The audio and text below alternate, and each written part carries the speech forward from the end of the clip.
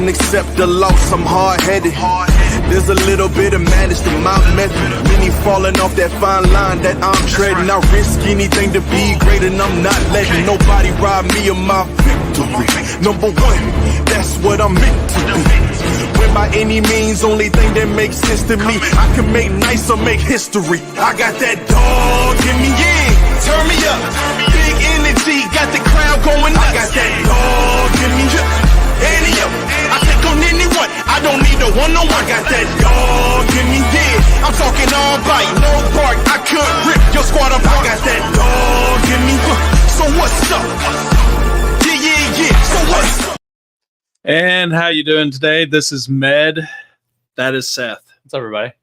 And we are here again Thursday, 7:16 p.m., just a minute behind what we usually do, but it's all good. Yeah, we're facing inclement weather here. Exactly. So we got an excuse to be late. Yeah, that's right. I mean, they're taking the kids out of school tomorrow because it is windy. So, yeah, I'm telling you, I wish I was still in school. I know, right? I remember it would be like a meteor shower or something like that in the front yard, and they'll be like, no, you're getting pelted by hell or something. I like how they were piling on the buses this morning during tornado warnings, but then tomorrow school's out, baby. Why would you pile up on the bus during a tornado? That's the first thing to go. That's like a movable trailer right there. I don't know, man. Nothing makes sense anymore. No, it doesn't. So, but what does make sense? Well, the NFL doesn't make sense. The last 3 weeks have been kind of crazy. If you're a gambler, you've just been getting wrecked left and right in the last couple of weeks. I mean, I'm glad I've been staying on the sideline these first few weeks.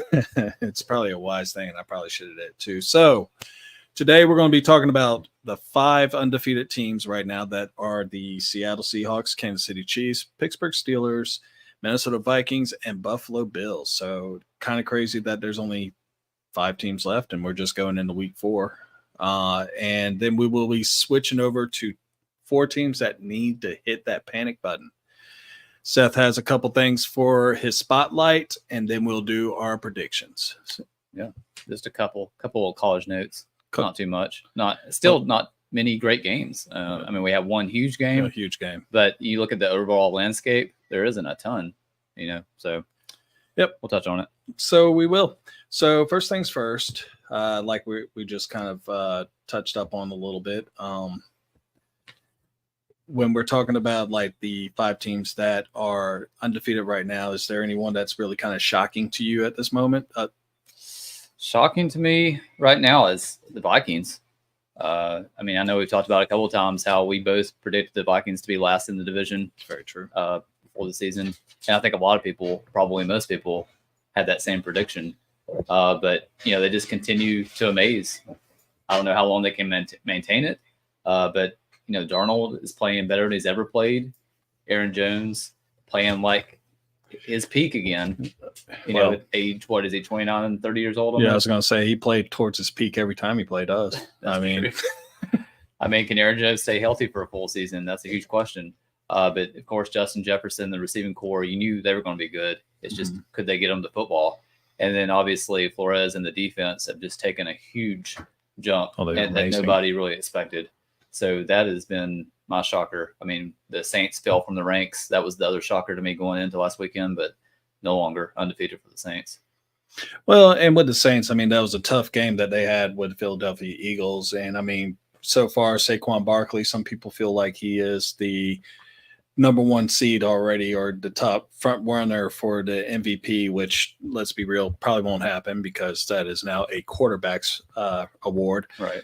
But you pretty much nailed it. I mean, no one really expected Minnesota to really blow up like they have. The defense was already kind of straight as it was. A lot of people expected them, especially after J.J. McCarthy getting hurt, to kind of fold, especially going into the Sam Darnold. But let's be real, this is the best receiving core that he's had. You look at what he had in New York. He had Jameis Crowder was his best receiving option. You go to the Carolina Panthers. DJ Moore was with him for like half a season before he was traded to the Bears. Sure. And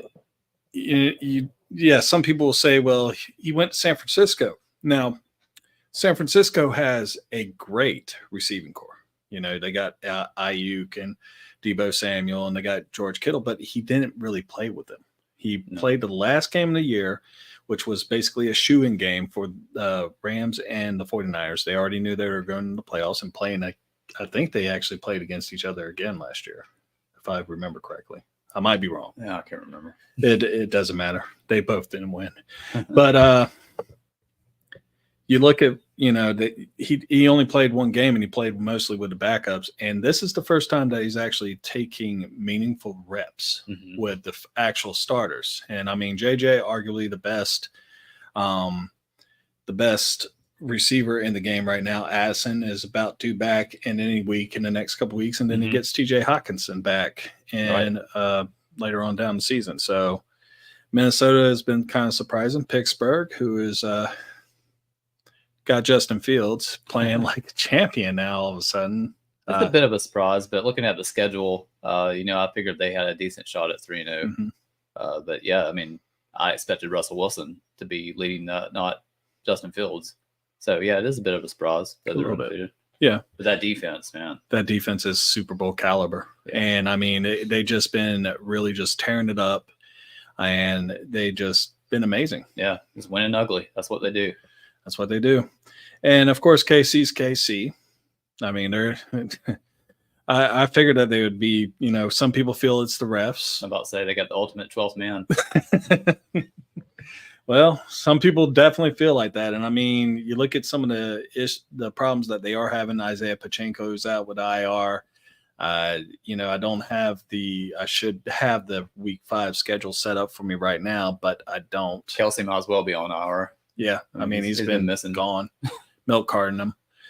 And the last two teams, I'm going to say Buffalo for the last, because then I can segue into the other half of what we were discussing. But Seattle's been kind of a surprise to me too. And I know a lot of people felt really high on them this year as a dark horse playoff contender.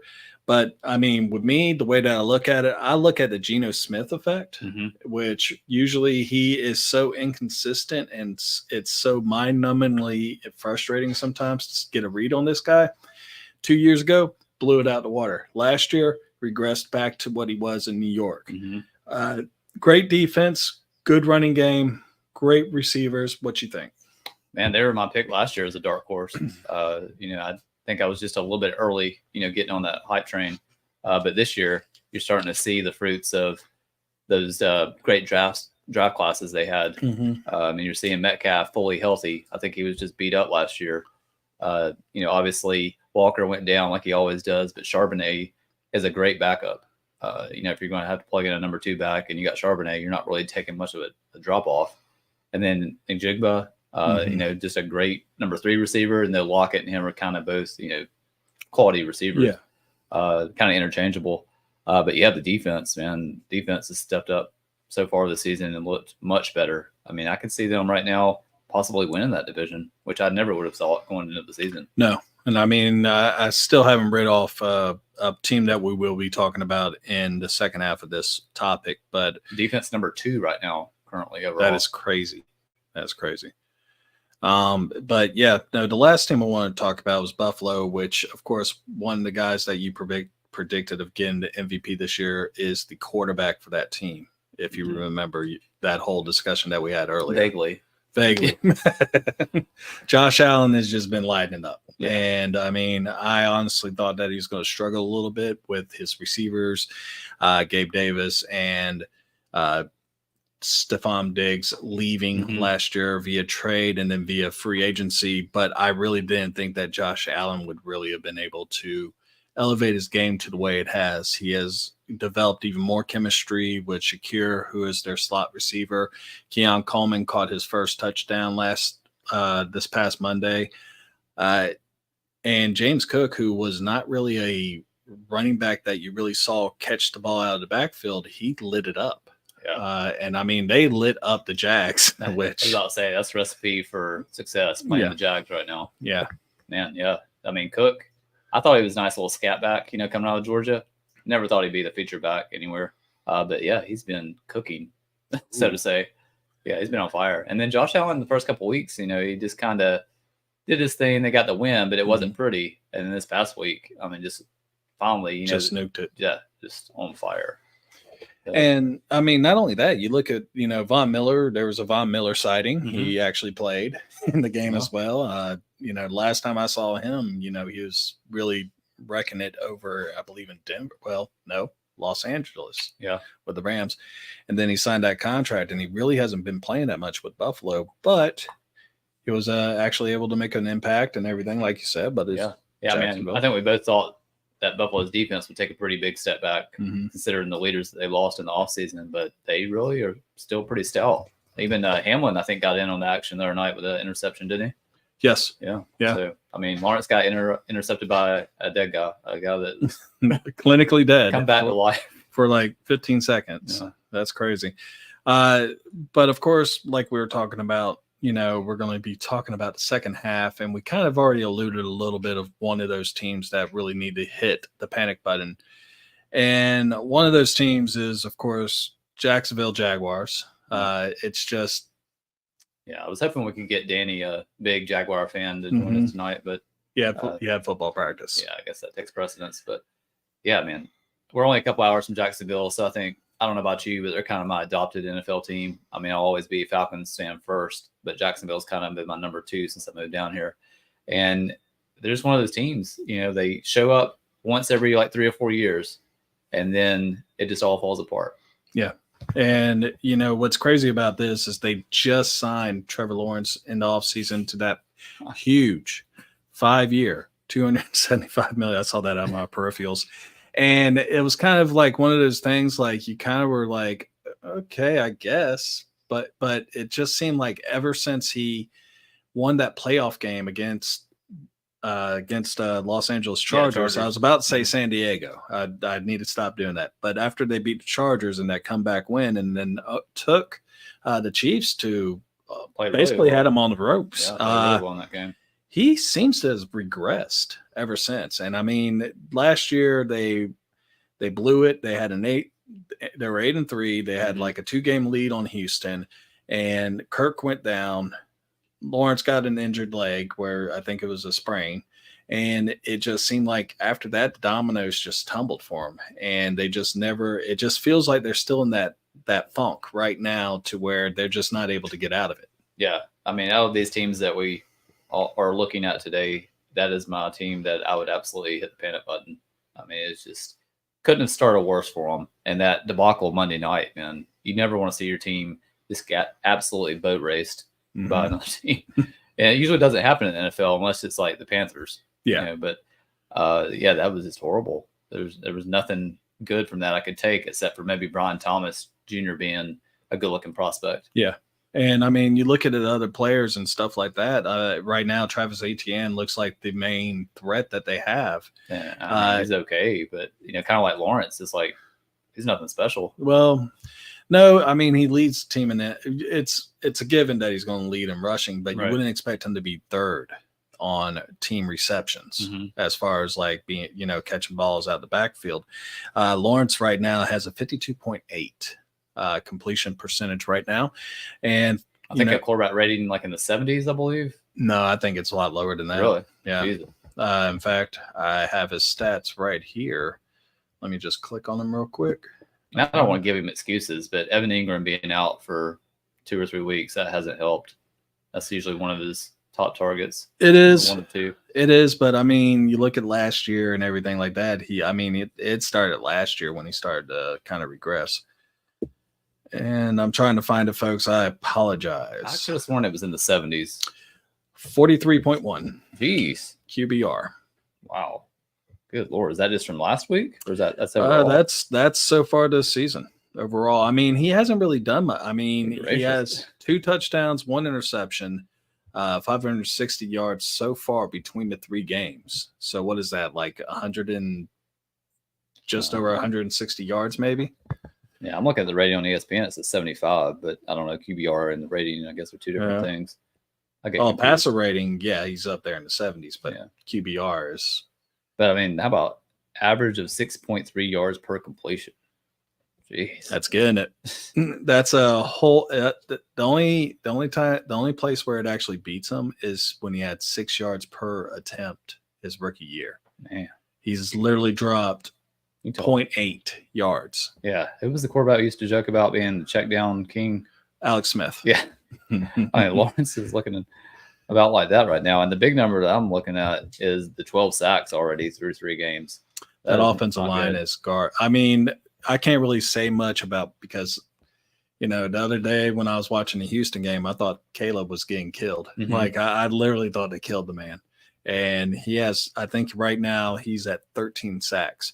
To know that Trevor Lawrence has a team that supposedly their offensive line was supposed to be not exactly one of the best, but at least better than the Chicago Bears. Yeah. And, and they're just blowing it up. And then you look at the defense when they got nuked Monday. I mean, they were able to keep their team pretty close in the 2 previous games, but turnovers, they have none. They have given the ball up a few times. They haven't forced any? They have not forced a single turnover so far this season. No wonder they haven't won a game. Yeah. So, I mean, and they've been giving up an average of 368 yards per game. I mean, I think we both said math's not mathing during the offseason that the Gabe Davis signing was just a bloated contract, and you're just getting a pedestrian receiver, maybe a number 3 at best. But he was nothing special. Josh Allen made him look a lot better than he really was. Yeah, and I mean, one of the guys that actually a Bills Mafia member that I've done a show with before, he simply stated as Gabe Davis was known as PMS because he only showed up once a month. So I was like, Yeah, I think they're fine without him. Yeah. Who we got next? So another team that we have decided to bring up we'll just head south to Miami. Staying in Florida. Staying in Florida, might as well. They too have been basically getting nuked the last few games. And to the point where they're actually signing former Pro Bowl quarterback Tyler Huntley, from the Baltimore Ravens. Was he a free agent? He was. Yeah, Wow. no, he went to the Browns, and the Browns cut him. Wow. It was like, okay. I just assumed he was a backup somewhere. Man. Well, he was going to be a backup, but now he's going to be a starter probably. How does Skylar Thompson have a job and Huntley didn't have a job? That's just amazing to me. I mean, when you're Coach Josh McDaniels, I guess you have enough confidence in your system to get it going. Yep, we got someone commenting. Really? Yep, just saying, how's it going? It's going great, bro. How you doing today? That's Sam. Sam, thanks for joining us. Yeah, thank you for joining us. In fact, everyone that's watching right now, thank you for watching. Yeah, we appreciate that. So, also one other thing, this past game was the 3rd time since Josh McDaniels took over head coaching duties at Miami that they have not scored a touchdown in the game. And you look at you look at some of the things that is going on with I looked up to his contract, by the way. It's not going to be as damning if he is actually medically declared he cannot play anymore. Now, he still gets the money if he's medically uncleared. But if he is actually okay and they say, yeah, you can play, and he decides not to, then he forfeits all that guaranteed money, gets $1.1 million from this season, and then he gets a signing bonus, which was only a paltry $43 million. Man. I mean, let me go dig that out of the couch cushion. Jeez. Yeah, I mean, everybody knows he's coming back, but it's like if it happens one more time, I feel like he's done. I mean, I don't think you can justify coming back if it happens one more time. No. And I don't know. They're just helpless without him. I mean, I know he's nothing fantastic, but you look at him, you look at the team with him and without him, it's like, good grief, maybe he is worth that money. Oh, there's a huge drop off. Well, I mean, he is the most accurate quarterback in the NFL. And I mean, last year he led the team league in the passing yards. Yeah. But I mean, there's other things besides too. I mean, they lost 5 starters on their defense last year. Christian Wilkins, Raquan Davis being 2 of the big ones, Van Ginkel, who was one of their pass rush specialists. They lost a lot of players on that defense. And, now the red zone defense is 30th in the league, giving up almost 4.5 yards per carry. And when last year it was 3.8. So when you have that type of like, what the fuck, it's it's not really good. I kind of wish I would have had Devin on for this because he's a huge. Where is Devin? Is he out in Utah right now? Yeah, He's seeing pictures of like arches and stuff. Yeah, he's doing his national park tour. Oh my is God. what he's How calling many weeks of vacation does Devin get? Way too much. We got a question. Oh, and nice. Damian Hernandez, completely off topic, says, "How the fuck does Nathan Peterman still have an NFL job?" Who is Peterman with? I have no fucking idea. I thought he was actually out of the league. I know that the Bears had him last year. Oh my gosh. Help us out, Damian. Who is Nathan Peterman with? Yeah, please let us know this. This is a travesty. Yeah. So this guy was, I believe, third string and then backup for my Tennessee Volunteers way back when. And every time he got in the game, it was just, just absolute shit show. I mean, it was just bad. Yeah. No. But well, he was bad when he was with Chicago too. I mean, at one point they were saying, "Oh, he can challenge for the starting job," and I said, "Please don't say that." Apparently, he has hoodwinked a bunch of people, though. I don't know how. He's just managed to hang in the league for feels like forever now. But when we're talking about bad backup quarterbacks, Skylar Thompson, he's right there with him. Yeah. So, yeah, I'll have to find out who he's playing with, but I don't know how to explain that one. No, but you look at A-Chain, who is obviously explosive player, can take it to the house at any time. Right now, he's averaging 3.5 yards a carry. This time last year, I feel like he was 7.1. Like it felt like 10 yards every time he touched the ball. I mean, automatic. Mostert not being there. That was a great tandem last year. Waddle, I still feel like Waddle has regressed. I don't know, that rookie year, it just seemed like he was just killing it. I don't know what it was, but it just seems like he still isn't the same player. So like you're saying with the defense, they're not going to be stopping a lot of teams, so their offense has to produce. And will they score 3 points last weekend? Won it 24-3, I believe. I mean, 3 points in an NFL game is beyond pitiful. The Raiders, by the way. Raiders? They lost the Raiders? No, Raiders, Nathan Peterman. Oh, okay. I'm sorry. I was like, Seattle that beat them 24-3? I'm trying to think who they played last weekend. Who? The Dolphins. The Dolphins? Yeah. I was thinking Seattle beat them. Yeah, it was Seattle. Okay. Because they were talking about how like the defense actually shined. How do you shine if you lost 24-3? I mean, it just doesn't really compute to me. Yeah. And I mean, Mike McDaniels, he's an impressive guy, really young. I think great football mind. Great offensive mind. I just don't know how you don't have a better backup situation lined up because Tua is at high risk as it gets. Mm-hmm. So how do you have Thompson as your best, your next best bet? Yeah, and what's crazy is they had Mike White, who is someone that I was a real big fan of when he was with the New York Jets the year previously. Yeah, I mean, had the cannon. That's what you want. You want someone that can actually push the ball down the field with your speedsters, with Waddle and Hill.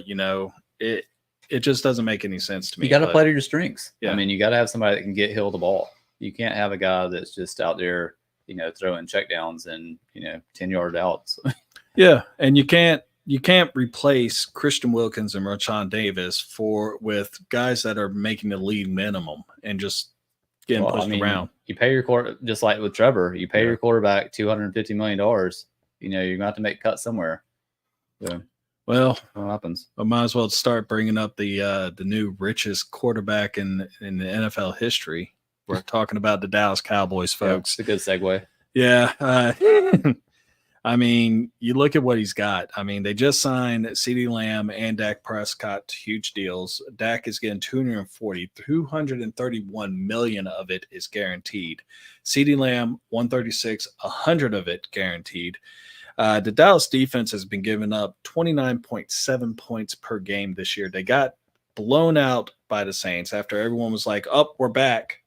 When they're playing the Browns. I lost a couple people on the viewership, but that's probably because they're Dallas fans, I guess. I don't know. They're like, "Man, we've been hearing this shit for the last 2 weeks." They lost a lot of leadership with Van Der Esch retiring. They can't stop the run. People are running 5.4 yards per carry on them. Mm-hmm. They can't run the ball because they average 3.6. Now you got me questioning my bet earlier with Dottle. And, they find themselves in a must-win situation with tonight's game going up against the Giants. How do you feel about them them boys. I mean, you said it. Absolutely must win. At halftime Sunday against the Ravens, I would have hit a panic button for sure with the Cowboys. They did come out the second half and fought, really hard and almost came back in that game, which I'll give them some credit for. Mm-hmm. But, the two big problems, running the ball and stopping the run, it's getting repetitive. After being so dominant at home the last 3 years, they've lost, 2 weeks in a row? Yeah. Tonight against the Giants, they've been dominating the Giants for the last couple of years, but they absolutely have to win this game. If they don't win this game, I feel like this season is just going to go downhill fast. I mean, it's just it's imperative they win this game. Well, yeah, and last year I won my Survivor League, and it basically came down to 2 games for me for this week. Mm-hmm. And, you got a decent amount of money on this. And the 2 games that I actually came down to was San Francisco Patriots, which seems like a no-brainer if you think about it. But also the Bengals and Patriots was a no-brainer when I picked them the first week. True. But the other one was the Dallas Cowboys and New York Giants. And I was looking at it, and I mean, normally when you sit at like the last 9 meetings that they had, the boys are 8-1 against the Giants. Mm-hmm. And you sit there and you're like, man, they curb stomp them all the time. But after that last week where you saw Malik Neighbors, that was a beautiful catch, by the way. That toe tagged swag in the back of the end zone. Those LSU receivers, man, they just kill it in the NFL, roughing it up. And Damian, I'm going to a couple of your questions in a minute after we get done with this segment. But it just feels so iffy this time. Dak looks like he doesn't really have the confidence because you saw what he looked like.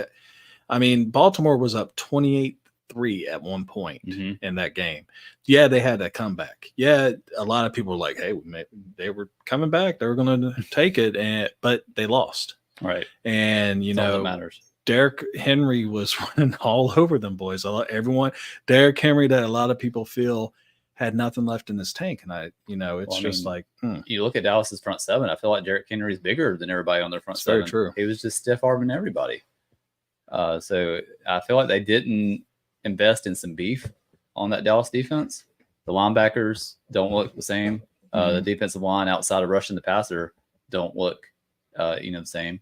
Well, and Damian pulled up a point, Dallas screwed up bringing in Zimmer and not keeping Dan Quinn. Dan Quinn was going to head out the door. He had they didn't head coaching. Yeah, they didn't have he had a few head coaching jobs, but Zimmer, it's an interesting thing you pointed out, Damon, is that when he left Minnesota, I think that the defense in the last 2 years were in the bottom 3, like even 32, I think was 1 year. So it was 30, 31, and 32. So not exactly you're setting the world on fire if you're doing that. No. Yeah, I mean, Quinn obviously was a great defensive coordinator, and he's doing a pretty good job with Washington right now so far. Him and Kingsbury teaming up. But, I mean, Dallas, they have just elite guys. You have Micah Parsons. Does he walk next year? Maybe. I mean, if this season keeps going like it is, he might. You have CeeDee Lamb. You have Prescott, who signed a huge $250+ million, whatever it was, 275. So my big question was, why didn't you address the run game, the running back position? We joked about Dowdle being your starting running back. You bring back Zeke. That just isn't scaring anybody. No. I mean, I don't know what he's averaging, but it can't be much more than 3 yards to carry right now. No. So if you can't run the ball in this league, you're going to be struggling against a lot of teams. And Dowdle is one of those players that you kind of just look at as kind of like a scat back, and he just basically catches balls out of the backfield and runs it in. He's someone that you want in an open field. And here they are, like you said, diving like right behind the guard and center, which – you want to do that with a power back, not necessarily someone that's, 200 pounds and 5'9". Yeah, I feel like they're a little bit predictable on offense right now. And that offensive line isn't what it used to be. No. For so many years, Dallas's offensive line was one of the top 5 in the NFL, and I don't feel like that's the case anymore. So, yeah, I don't think it's time to hit the panic button right now at what time is it, 7:45? Yeah. But at 10:45 tonight, it might be if they lose to the Giants. Ooh. That'll be a prediction later, by the way. So, and last team that we actually, now this was one that you brought up, and necessarily I can somewhat see it, but San Francisco 49ers, in my opinion, should be 3-0 right now, not 1-2. Mm-hmm. They were up 21-14 against the Rams and lost in the fourth quarter after a 13-point rally by the Rams to lose 27-24. They dominated all phases of the game against the Jets and the Rams, to be honest. Of course, Minnesota, surprise team of the year right now. Sam Darnold just lit up his I think he's from that area. Yeah, I know he went to USC. I can't remember where he's went. I think he's a California kid though. But a lot of people, it's not really Brock Purdy. A lot of people really crap on Brock Purdy right now. I mean, he's having a great year if you really look at what he's doing. Yeah, his rating's still in the hundreds, I believe. It's just that they unfortunately are having some bad luck. And Greenlaw, of course, is still out right now. And that was, when he got hurt during the Super Bowl, it felt like the whole team's just deflated in some ways. Yeah. And I think in some ways they're still kind of reeling from it. This defense used to be an imposing, terrifying group, but right now they're just kind of average. They're just playing average. And obviously with McCaffrey out, we don't know how long he's going to be gone. Mason's done a good job filling in, but you have Debo out. You got a couple guys on offensive line that are hurt. It just seems like there's treading water. Hopefully, just hang in there until those guys come back. Right. And then I think this is probably the last team in this group that you should panic about. I think there's still a playoff team for sure. Maybe not, the Super Bowl contenders that we thought they were going into the season. But, once you get those guys back, assuming they come back, then this is still a really good team. So, like you said, I mean, they could be easily 3-0 right now. Yeah, and before we go and take our 45-second break, Mr. Hernandez said the Dolphins should trade for Bryce Young if they want to win something. Yeah, I know Bryce hasn't looked good, but he has been with the Panthers. Can you really blame him for the flaws? I'll let you hit this first. Man, it's tough. I mean, I felt that same way for most of last season and going into the season. I really thought Bryce would take a step up with Canales being the head coach now, especially how he turned around Geno Smith and Mayfield the last couple of years. But I don't know. After watching Andy Dalton last weekend just kind of tear it up for the Panthers, maybe Bryce is part of the problem. I mean, sometimes you just need a fresh start, and he might be one of those guys. I said earlier this week, just joking around, maybe Jacksonville and the Carolina Panthers should swap quarterbacks. Lawrence goes to Carolina, homecoming for him, played at Clemson, right down the street. True. That'll sell tickets, which is a huge problem for the Panthers. And then Bryce gets to start over in Jacksonville, and Jacksonville gets to free up a bunch of money. Yeah. I mean, obviously it probably won't happen, but that's just no. And I mean, really and truthfully, like you're talking about with the Dolphins potentially getting them, the way that I look at it is Bryce Young is very similar with Tua as far as his arm strength goes. And I know a lot of people they're like, yeah, Tua can really fling it. No, for NFL standards, no, he can't. If you remember watching the playoff game, half the time, yes, when the temperature is -17, I get it, folks. The football is basically a rock, and he was throwing it. But even when it wasn't because of that football game, you look at other games, you'll notice that when he has Tyreek Hill running down the field, being all cheetah-like and everything like that, and he's like, "Yeah, I'm over here by myself, guys, 5 yards behind me." He has to slow down whenever Tua uncorks one. Yeah. I mean, either one of these guys have the biggest arms, but Tua, one of his, I guess, best assets is that quick release, and that's kind of been fast reads too. Yeah, that's been helping him out, from getting more concussions than he has already. But yeah, Bryce Young, I just think last year putting him in there with that team, just mentally, that had to just kill his confidence. And starting this year, it just didn't start well. So I really hope he can just get a fresh start somewhere else. I mean, I know it's tough when you drafted the guy first, you gave up picks, and you didn't get CJ Stroud. It's just like one thing after another. It's like a lot of things you regret about it, but sometimes it's just time to start over somewhere else. Very true. All right, well, we're going to take a quick break. People, Damien, thanks for giving us some thanks for the questions. Love it. If anyone has any questions or anything, we'll be more than happy to answer them. We plan on getting off at about 8:15, so you'll have plenty of time to watch the game. But until then, give us about 45 seconds to basically breathe.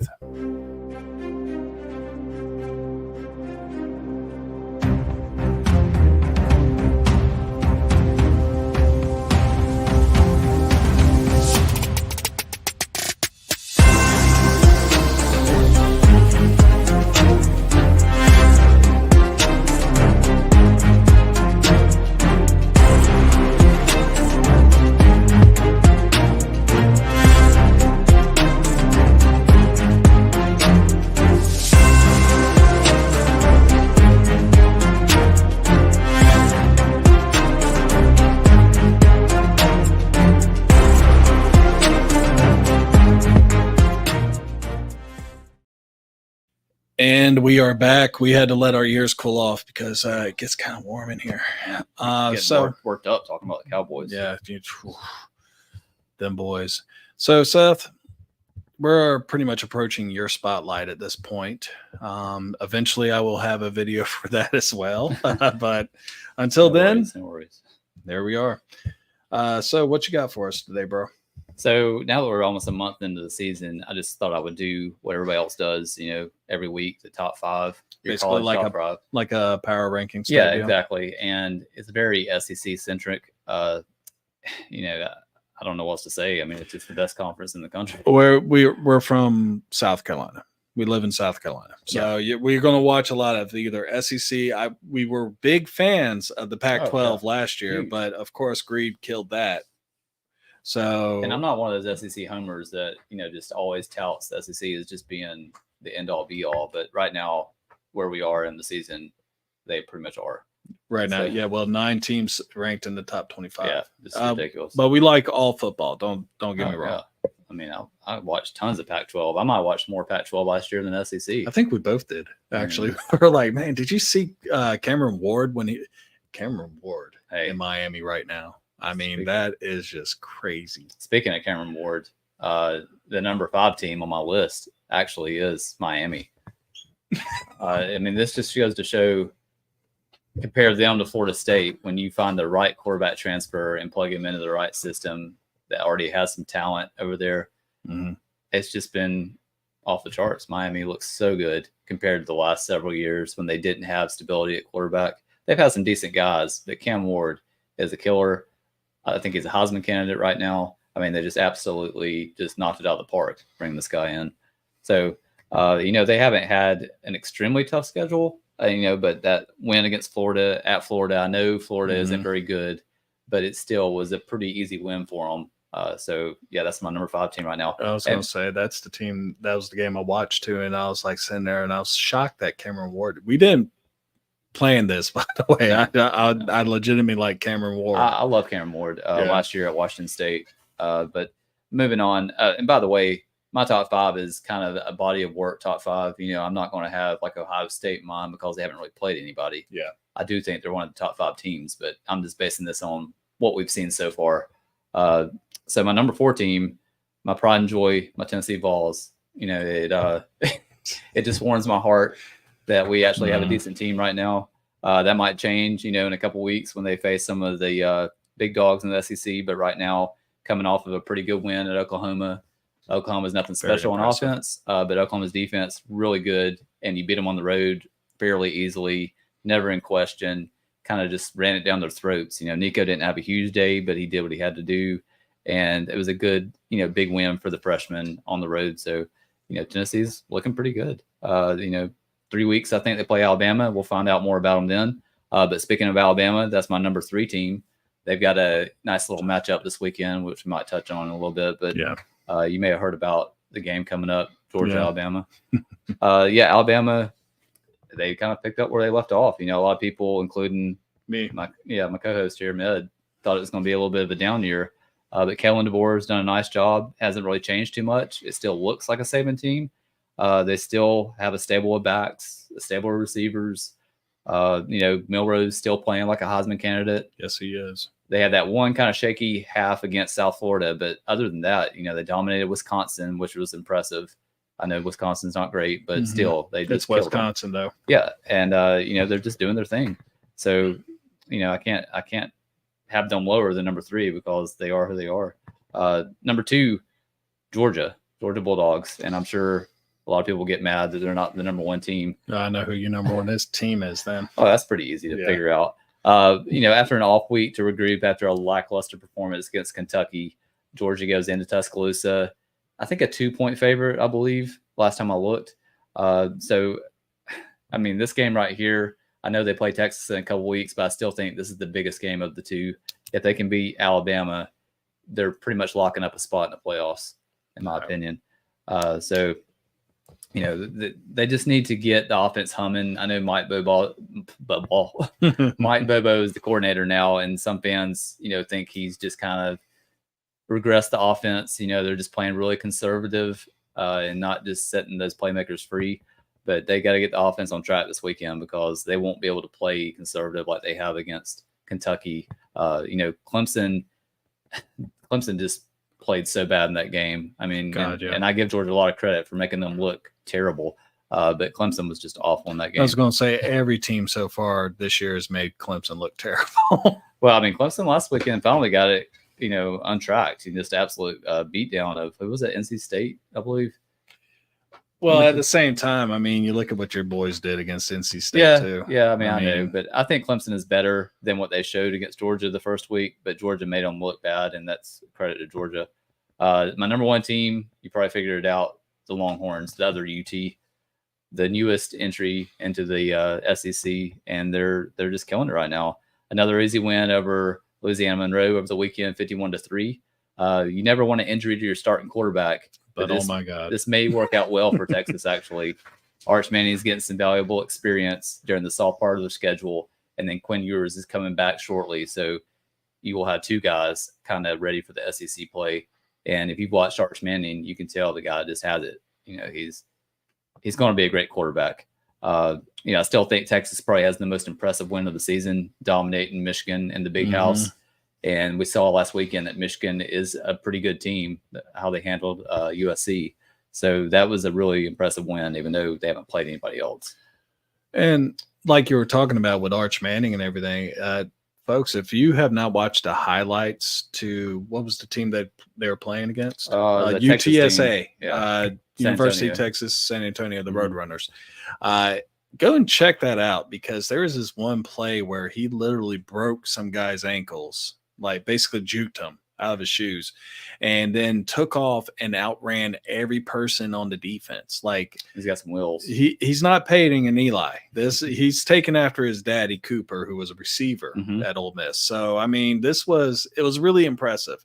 And I haven't watched the highlights yet with UL Monroe, but I'm ready to. I think he had a couple turnovers, but had a really solid game. I mean, 51-3, it had to be pretty decent. Yeah, he smoked somebody. Yeah. So, but yeah, that's my top 5. And I don't know if you want to move into the college matchups this weekend or go into the NFL matchups.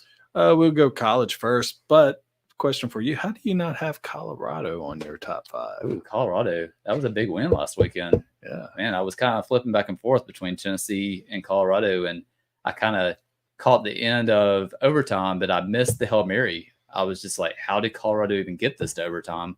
So I had to go back and watch the Hail Mary. I mean, it was just a thing of beauty. Shooter Sanders has an absolute cannon. Say what you will. Joe Horn Jr. called it. You know what? I can't remember who it was. I don't think it was Joe. Well, I mean, I'm surprised it wasn't Travis Hunter because he does everything else for him. But yeah, it was a huge win, and the crowd was acting like they won the national title. I mean, it was something. I'm surprised. I'm sorry that I cut you off right there, but you were about to say something about Shedeur Sanders. Oh, I mean, he just has absolute cannon. Say what you will about him and Prom, just the way they handle their business, but the guy has elite talent, arm talent. He does, and he does have some ability. So, if I don't know if you need a quarterback in this upcoming draft, if you can handle the baggage, it might be worth taking. So yeah, you want to move on to college matchups? Then we only had a few to look at. Yeah, let's go for it. Well, since we already touched on it, Georgia, Alabama this weekend, just a massive game. 2 teams that are pretty evenly matched in my eyes. I think the main difference in the two is the quarterback position. You've got one guy, traditional Pocket passer. Super accurate, has some mobility, can escape the pocket. And then you have another guy that was a Heisman candidate last year that has elite running talent. Right now, he's actually leading Alabama in rush attempts. Doesn't surprise me. I believe it's 36 attempts. And he's playing really well. Milroe has found a new go-to guy, Ryan Williams, the 17-year-old freshman. Georgia still trying to figure out, I think, who their playmakers are. But one guy that really has jumped off the page to me is freshman Nate Frazier, who they've got to get the ball more to. ETN he's really good, and he's obviously the big transfer from Florida. Right. But I think Frazier is the guy that's just lightning in a bottle. So I think they need to get it to him more. But it's going to be a battle of just two elite defenses. I don't expect a ton of points in this game. How do you feel about what direction this game is going to go? I think with the two defenses, I mean, first off, that's the first thing you think of whenever you think of these two schools is how good their defenses are. Now, of course, Nick Saban is now gone, and we got an offensive mind that is kind of running the show right now. But you pretty much nailed it. The team does not look any different at all. No. And I was expecting, I think when we were talking about it, the predictions for the SEC, I actually had to, I think I said 9 wins. Is what I was figuring. So yeah, you're really down on him. Yeah, I wasn't too thrilled, but you look at what he's been able to do with that offense. Milroe looks even better than he did last year, and I think that's going to be the telltale sign of how this game is going to go. Which offense can actually outlast the other's defense, and it'll be not a traditionally high-scoring game, but I think there will be some scoring, and both teams will probably be in the 20s. Yeah, I think it'll be an absolutely fantastic game. I talked about Bobo and how kind of conservative he's been calling games, but they've got to take some deep shots. They've got to take the top off the defense. They have playmakers out there. Ron Williams, obviously, he's proven that he can do it, and Milroe has a great deep ball. That's one thing about him besides his running ability is he throws a great deep ball. To me, it's just so close. I just think Bama with the home field advantage is going to eke this one out, even though Georgia is favored by a couple. And I agree with that. I mean, it's not because I'm an Alabama fan, because he can tell you I'm pretty realistic on a lot of things. It's the thing that really scares me for Georgia is the fact that, how close they were almost about to lose to Kentucky. And, Kentucky is, they always play whoever goes in Kentucky, they always play them tough. But you're looking at the talent level, and Kentucky, Alabama, Georgia. I mean, it's just one of those deals, and they almost lost. Definitely a trap game. Kentucky coming off of that horrible performance against South Carolina. Yeah. There's no way Georgia didn't look at that game already thinking about Alabama in a couple weeks. And we're just going to walk in there and sleepwalk and, just roll over. They'll roll over for us. But that wasn't the case. I think 2 years ago at Kentucky, Georgia also played really, really bad. And it was down to the wire.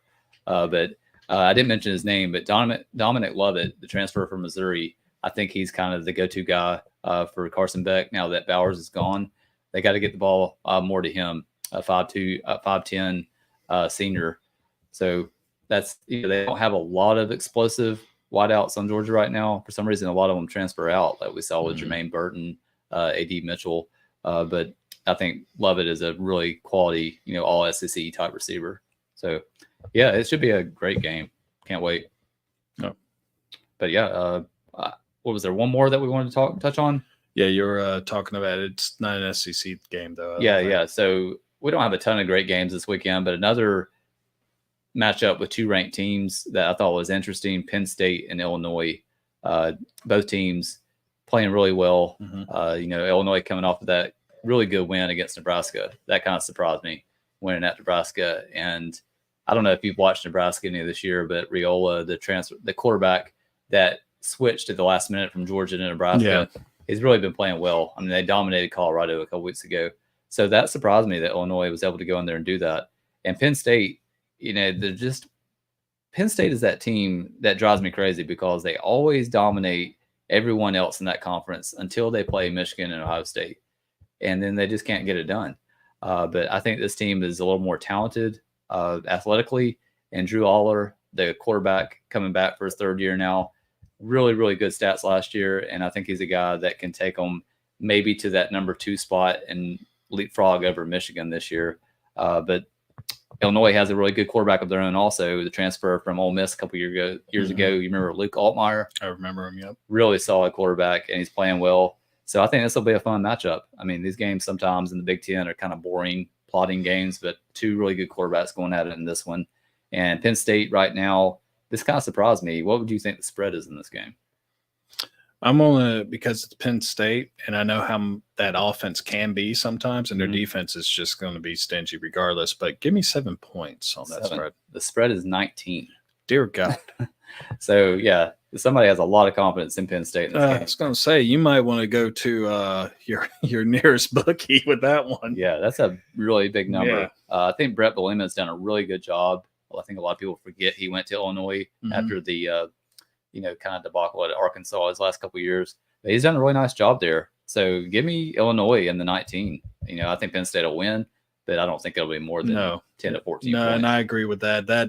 That's unreal right there. I wish I would have known that with wow. Yeah. I might actually go to the bet sites for that one. Not getting any respect over there. No, you best put respect on that name. Yeah, exactly. So we jump into the NFL. Let's jump into the NFL. So, of course, tonight's game is actually going to be one of the games that we talk about, Thursday night game. Why not?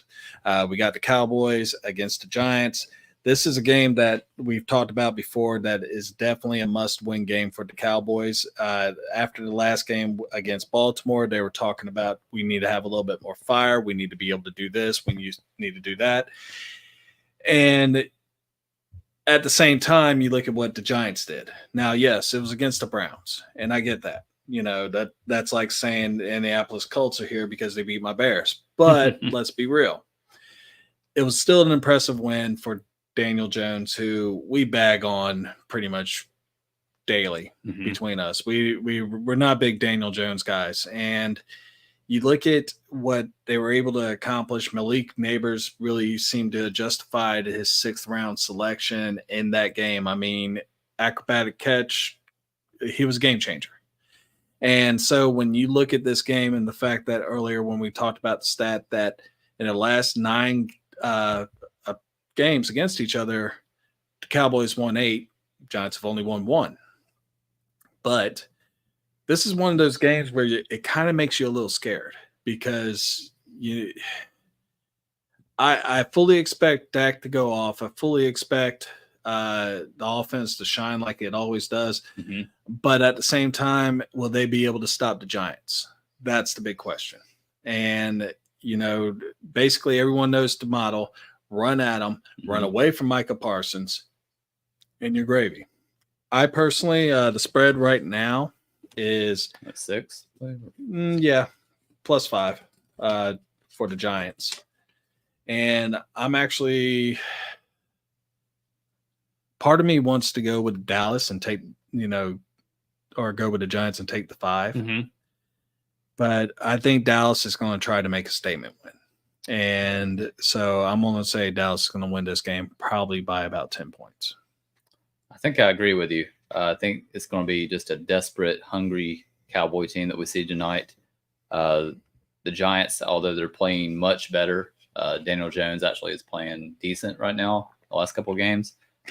Devin Singletary hasn't surprised me, I guess. Yeah, he surprised me. I wasn't really expecting that much from him, but he's had a really solid season so far. And then Neighbors obviously has been just absolutely fantastic. Wan'Dale Robinson has been a good target for Daniel Jones so far. And their defense, not elite, but middle of the league, like 14, 15, I think is where they're ranked. So a solid defense. I think the big thing about the last 2 teams the Cowboys have played is they have a just monster at running back. And I think Singletary has played decent, but I don't think he's enough. He's not up there. Yeah, to really take advantage of this weak rush defense. So I'm going to agree with you and say that Dallas gets the win. I'll say by a touchdown. So they do cover the spread. All right. Next game up, I have the Packers versus the Vikings. Oh, really good game. This is going to be a great game because you look at what the Packers have been able to do with Malik Willis. I know that Jordan Love is questionable right now. Mm-hmm. Let's just say he doesn't make it Okay. to the game.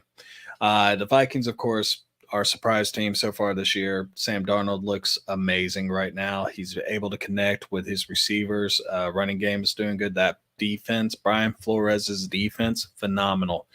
But the Packers, I have to say, I can't. Hafney, I think is the guy's name from Boston College. Yep. I'm horrible with his name, but he's actually done an all right job with transferring from a 3-4 to a 4-3 defense, and the defense looks pretty damn solid. Really solid. It's really surprising how quickly they've been able to actually get into that. And I mean, yeah, they're playing the softest part of their schedule and for the whole year, but at the same time, you typically don't have a turnaround that quickly. The Packers are favored by 2.5 points, which is kind of surprising to me too, seeing Minnesota as being some decent, beat San Fran and then won last week too. But I think I can't do it. I'm going to say the Vikings. Wow. Now, is that if Jordan Love was playing this game? Now, if Jordan Love is playing this game and he's close to 100%, then I'm going Packers. Okay. Yeah, I mean, Malik Willis has really surprised me. We talked about a lot of surprises today, but Malik Willis is one of the biggest. He had a great game last week, just ran all over the place. Just impressive. And I thought the guy was just done. I thought he was toast in this league. I thought he was more toast than Skylar Thompson, but I mean, he's played great. But the defense for me, the Packers since that first week has really risen their level of play. Xavier McKinney, we all knew he was going to make a improvement on this defense, and he's been more than solid already with 3 picks. Quay Walker's been really, really good. I know Josh Jacobs hasn't killed it, but he's been pretty solid at running back. 278 yards, 3 touchdowns, and then Jalen Reed, he's a really good kind of, I don't know if you call him like a hybrid player, but he can run the ball and catch the ball. Just a really fun player to watch. Someone on your fantasy team, you need to trade me, by the way. That's a guy that I've been looking at. Did I say Jaden? Sorry. Jaden. But yeah, I don't know. The Vikings have got it going on. So this is just a really, really tough one to call. It's at home. It's in Lambeau, right? Yeah. I think I'm just going to go with the Vikings because I feel like the hot team. Yeah, I feel like Malik Willis going up against a really good defense is going to be exposed a little bit. He's not going to be able to run around like he has the last couple of weeks. Now, granted, Tennessee Titans has a good defense too, but it's decent. Yeah. Well, yeah. But yeah, I think the Vikings will get it done. I just, like you said, if Jordan Love was playing, it'd be a different story. But I think the Vikings are just hot right now, and I'm going to go with the hot hand. But it should be just a great game. I'm expecting like 2 or 3 point type win. Nothing crazy.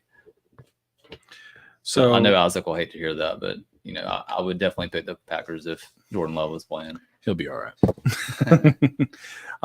So for the last game, it's Monday nighter, I believe. We got Detroit versus the Seahawks. So the reason why I picked this game, of course, the way that I see it is pick one on Thursday, Sunday, and on Monday. Last week I didn't pick one on Monday because they both kind of weren't there. It ended up being a really good game between the Bengals and that was a Commanders. Really fun game to watch. Yeah. But with Detroit, we're looking at what's going on with them. I mean, didn't they lose the first game? They lost to the Chiefs, didn't they? Was it the Chiefs? I can't remember. I think they lost. I know they're Chiefs. 2-1. Yeah. But anyway, long journey for them. Last year, of course, made it to the NFC Championship game. You look at what the team has actually become now. They're starting to really get their stuff together. Jared Goff now firmly entrenched as a true franchise quarterback. It's kind of weird to say that because I watched him in that one Super Bowl. And this is basically a game of 2 quarterbacks that have faced true arbitration with their position. You look at Geno Smith and all the crap that he's gone through at the QB position. You look at Jared Goff and the fact how he was kind of just dismissed from the Los Angeles Rams. And many felt like he was going to Detroit for his career to die. Mm-hmm. Fast forward, their offense is amazing. Their defense is starting to get to that point where it can actually at least come close to the output of their offense. Mm-hmm. The Seahawks, exact opposite. It's their defense that's amazing, and their offense is starting to actually come up to that spotlight. And you look at these two, it's kind of like Detroit we knew was going to be a heavyweight. Seahawks, middleweight, I guess, but they're hitting hard. And this one's actually a really tough one. Detroit has has 4.5 points favored. So that being said, because of that Seahawks defense, I might actually go Seahawks and take the 4.5. Man, this is another great game. I mean, two really good teams, two good teams with a lot of young talent. Two of the best defensive backs in the game right now, Brian Branch and Devin Witherspoon. Mm-hmm. Man, Brian Branch, I think last year I thought he was good, but this year he's just at amazing. Another level. 7 passes defensed. Wow. Already. 1 interception, 22 tackles, leads the team, 2 tackles for loss. I mean, my gosh. And then Witherspoon, he's obviously special. But yeah, He should have probably won the Defensive Rookie of the Year last year. Man, I don't know. That draft last year for Detroit, The more I look at it, it is just an embarrassment of riches. I just love the 1-2 punch that Montgomery and Gibbs give them. Mm-hmm. And then you've got a number 2 receiver stepping up, Jameson Williams, another Alabama player. Alabama has been really good to Detroit. Obviously, you have St. Brown, but I like Detroit in this one. I think Detroit kind of has started off a little bit slower than people expected based on how good they ended last year. But I think they're starting to round into form a little bit. You're seeing Goff play a little bit better each week. And I love the talent that they have all over the team, not just offense, but defense as well. And nothing against Seattle. I think it'll be a close game. I just think Detroit is just a peg above Seattle when it comes to their overall talent. So give me Detroit at home, laying that number. Was it 4.5? 4.5. Yeah, I think they win it by 6-7 points. I like it. And that pretty much does it for our show. Thank you for all y'all just hanging out with us and everything. Thank you for the questions again. Yeah, great questions. And anytime y'all want to see us, it's going to be at 7:15 p.m. every Thursday right here on Shady Sports Network. And before we go, we might actually start doing the Spotify again.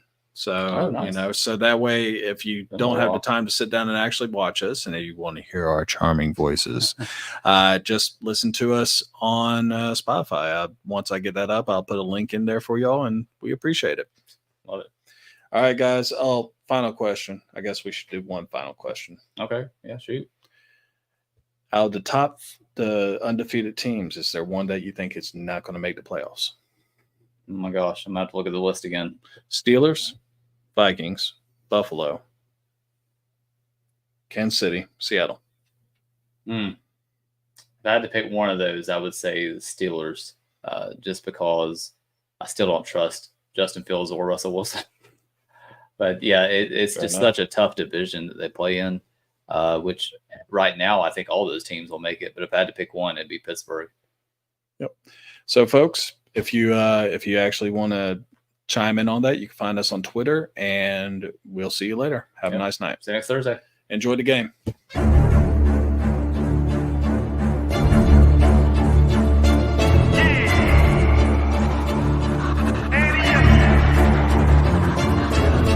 Can't accept the loss, I'm hard-headed.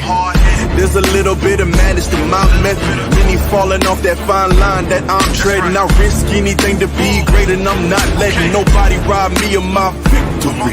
Number one, that's what I'm meant to be. When by any means, only thing that makes sense to me, I can make nice or make history. I got that dog in me, yeah.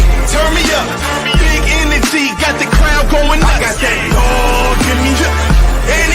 I take on anyone, I don't need a one-on-one. I got that dog in me, yeah. I'm talking all bite.